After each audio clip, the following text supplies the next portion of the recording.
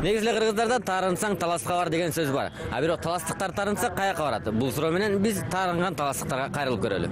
Мен ушу дос балама тарынып калгам. Биртке тарынып калгам, ошо Майамиге кетип атам азыр.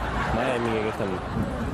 Мага дос балам тарынып Майамиге кетип баратыр. Мен дагы тарынып Майамиге кетип баратырмын. Мен девушкам экөөбүз урушуп кеткенбиз да.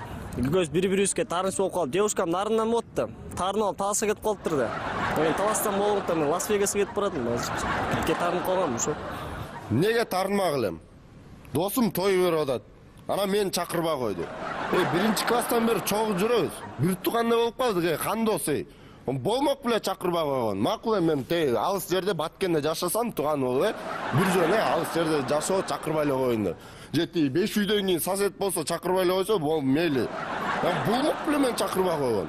Сиз каяка кетип атасыз? Каяка кетпей элем. Тарынгандар Таласка кетсе, мен таластык болуп, мен космоска кетем. Бактылуу бол.